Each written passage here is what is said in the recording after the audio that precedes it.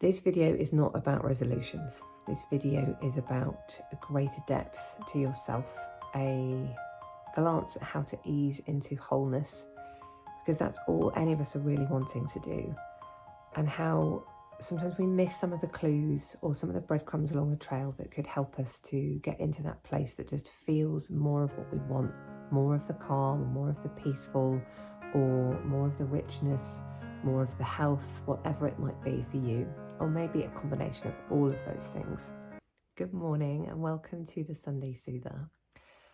It's about 5:15 on the Sunday morning here, and I often wake up really early, and I actually really treasure this little window of time because something about it just feels very quiet and sacred and just for me. So I had all these ideas about things that I wanted to share because this is that time of year where we typically begin to reflect and start to set new goals. And sometimes it's not easy to work out how we're supposed to honor those goals because we're kind of told that we should just pick a resolution and figure it out and just get it done. And if only it were that easy. So here are my few ways that I think you could invite a little bit of growth and change and healing and shift into the next year. I will caveat this by saying that I love the way that us humans, we put stories to everything. So we attach meaning to so many different things in order to enhance its depth and its ability to relate to us. So we love our rituals and we love our anniversaries and our dates and all our things. But actually, we don't have to wait. We don't have to wait for anything to begin to make a new habit, a new change, a new whatever.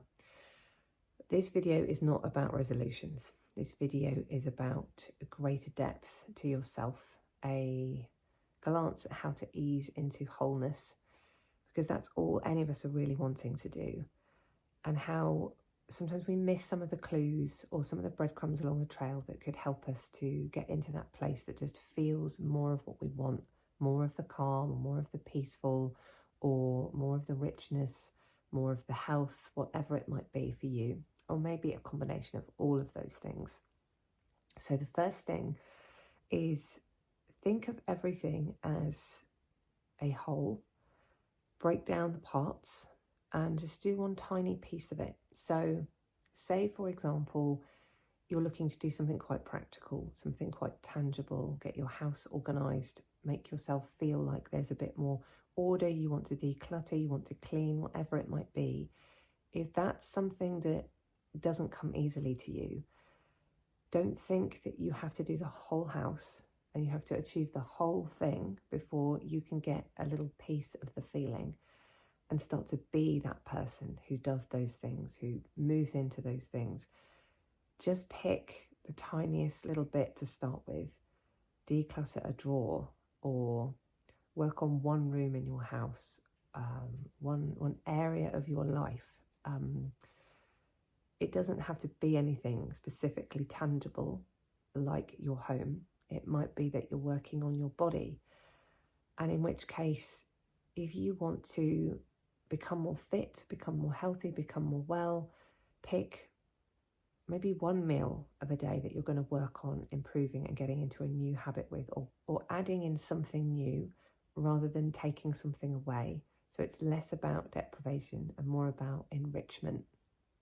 And if you're going to start your exercising, maybe set yourself a goal of 5 minutes to move, to get used to feeling how it is to be in my body in that way, for my mind to be focused on the sensations of stretching or just starting to get my heart rate up a little bit. And it's that building the bridges to those little relationships that we have within ourselves that is going to bring about that wholeness that is really what all of us are trying to feel all of the time. What I always find is if you can identify the feeling that you're trying to get to, so we always assume that it's something outside of us that we want to have or to get or to achieve, because we feel that in the having of that, we will achieve a certain experience emotionally. And often we do. It's just, if you can identify what the feeling is that you're trying to get to, rather than just the thing. So say you want to do a course, for example, because you will feel more successful. You will feel more proud of yourself. You will feel more official. You will feel more intelligent, whatever it might be. What is it that you're really trying to get to in terms of a feeling place? You're trying to feel more proud of yourself. You're trying to feel more accomplished. You're trying to feel more successful. What do those things feel like? What do they mean? So another example might be that you want to achieve certain things financially because that makes you feel more safe, and you might want to create more space in your day and reduce your working hours because ultimately you're looking to feel more peace and more order and more stability. And I think as humans, what we do is we tend to grab hold of the thing that we think is going to bring all of that, and we go after it tooth and nail. And what we can do is, obviously you can make your plans and you can move towards achieving those things. That's absolutely fine. I always find it to be much more powerful and much more effective when we remember what the feeling is that we're trying to get to. So I'm looking and I'm drawn in this direction to achieve this goal or to try to make this thing happen, because I really want to invite more order. I want to invite more peace. Or I want to feel more successful. I want to feel more accomplished, or whatever it might be. It's building on those emotional feelings that allow us to tap into them, and we can actually feel them ahead of time. When we're feeling into them ahead of time, we're actually training our brain. This is what we're going for. This is the chemistry. This is the experience emotionally in the body, which translates into how we think about ourselves and the kind of relationship we have with ourselves. It shows the body the map. This is where I'm trying to go. This is what I want to bring more of. And what's really interesting about the brain is it can never tell if something is happening in real time and you're having an emotional reaction to it, or if it's happening in your imagination and it hasn't happened yet, but you're having the emotional feeling attached to it. Either way, the brain starts to shift. It starts to develop new neural pathways to enable different inspiration, different courage, different ideas, different mindsets, in order to aid your ability to get to the goal and to bring the goal to you as well. So notice in life how many times stuff has happened to you that you didn't specifically engineer, you didn't manipulate. You had a sense of something you were trying to achieve, and you had a bit of an open door for it, and you were thinking about it at some point. Sometimes you let it go, and then randomly you end up in the right place at the right time to receive a bit of news or an offer, or you meet somebody and you just happen to be in the right place at the right time for a job, for a house, for a partner, for a friend. Sometimes we line ourselves up with these encounters or these opportunities without particularly meaning to, because overall we've been working with the chemistry in our body that helps to set us up with clicking in with these opportunities. And I promise you, when you start doing this stuff and you start working with yourself in that way, everything gets a bit easier, and the path for what you most want tends to come and find you. And it just makes life much more adventurous and much more fascinating and much more fun. And it does feel then as though there's a bit of a co-creation going on. It's not all on the shoulders of your mind to decide and to analyse and to figure out a plan. And on that note, my next tip would be develop the connection more and more and more and more with the parts of yourself. So your mind, your body, your energy center, your emotions. Your mind and body desperately want to work together. And we have no real concept of how much we work against ourselves, how much we're demanding things from our body without giving it any support, encouragement, or compassion or empathy from our minds. I cannot even begin to tell you how many thoughts and stories and beliefs are going around in our head without us knowing that they are, because they are so subconscious, or they're so in the background of everything else that we're doing. We don't realize that they're there, and that this is where this massive disconnect happens, and this is where we scupper ourselves in terms of the goals that we might want to be able to achieve. So start that inner dialogue with yourself. Begin to be your own best friend. Begin to catch yourself sometimes when you're being unreasonable with yourself.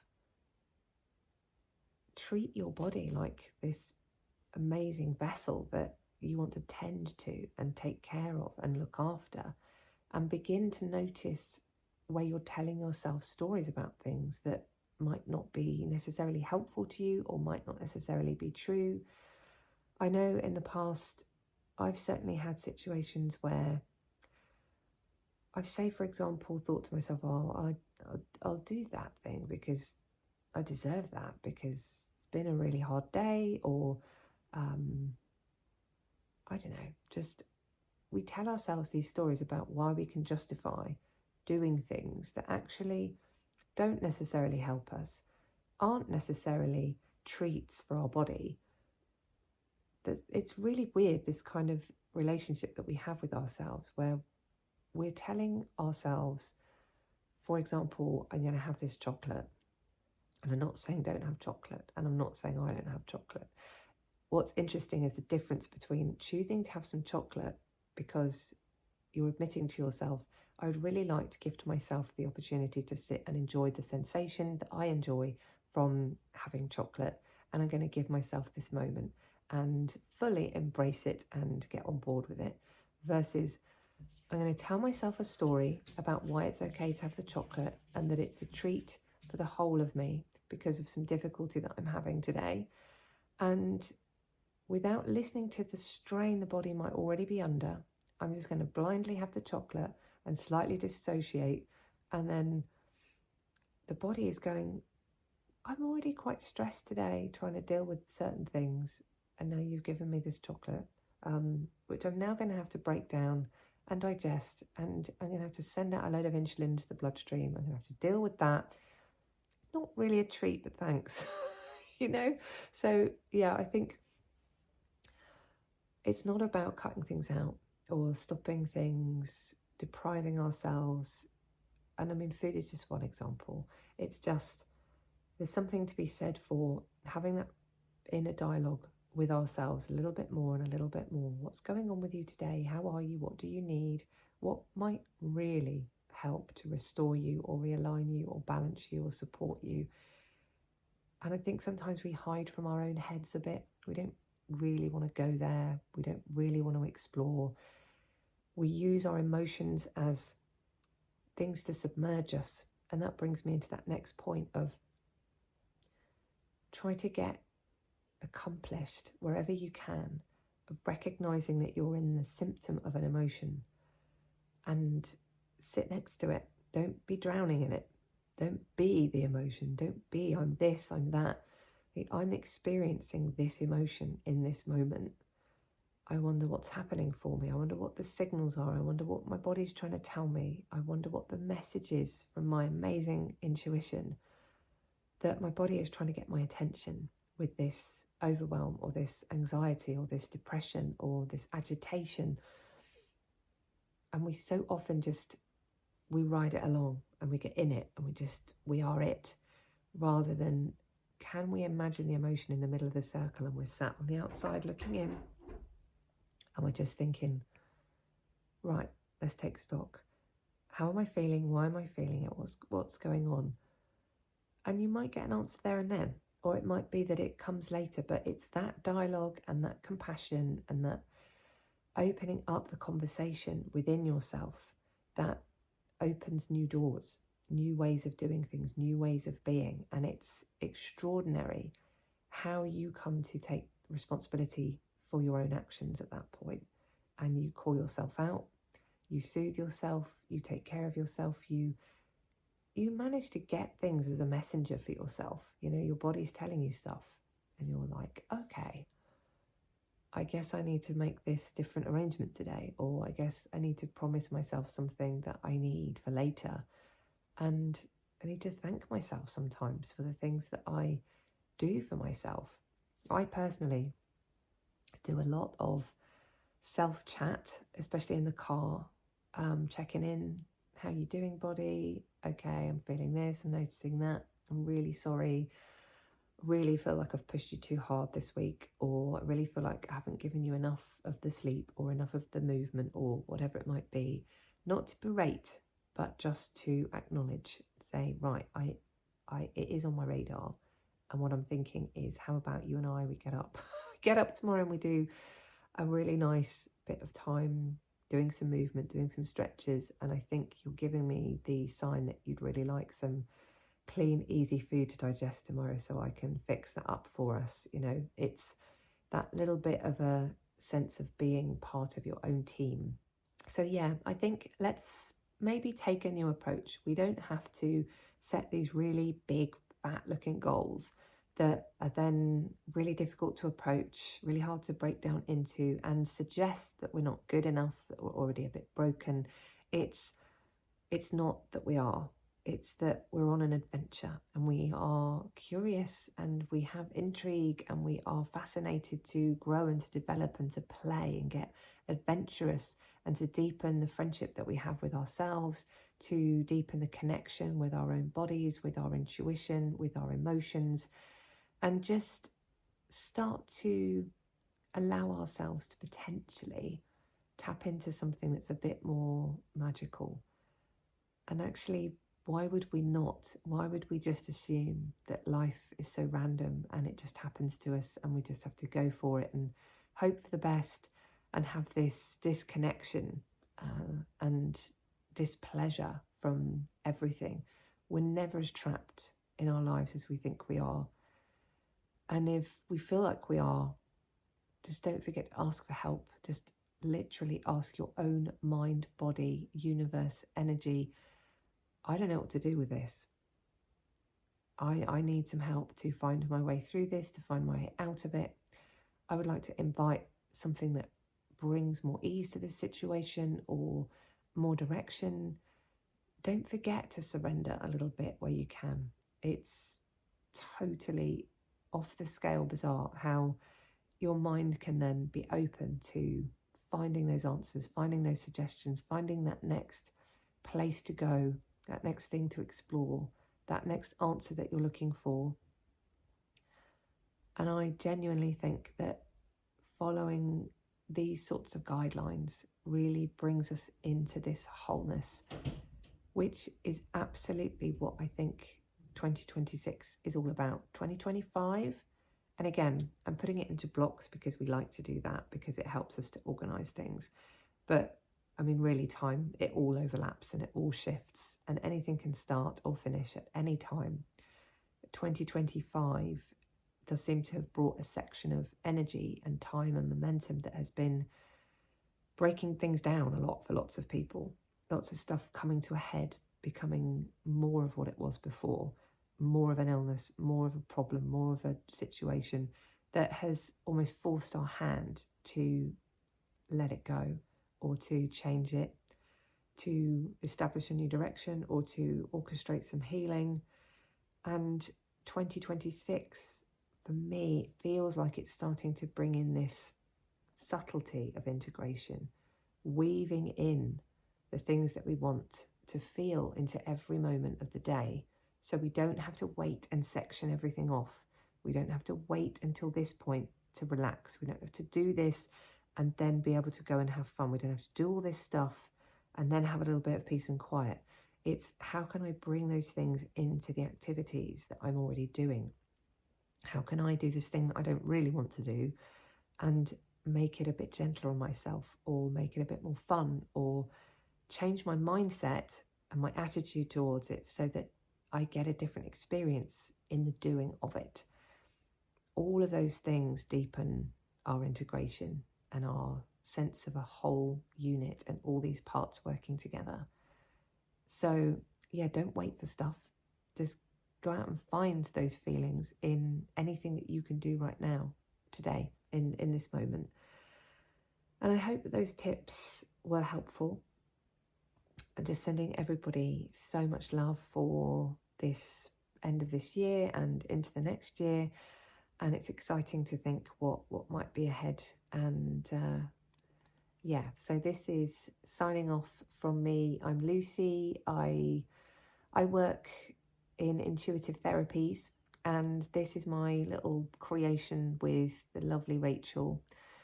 So we call this Soul Compass. It's just a way for us to do some things together. So we have our channel, we do workshops together, and we've got some new things coming up for the next year. And yeah, this is our first little go at putting things online, just to make sure that there's stuff out there that we're talking about in our workshops and in our one-to-one work, so that it can be accessible and we can sort of build on it and add to it. So yes, thank you very much for listening and sending you lots and lots of love.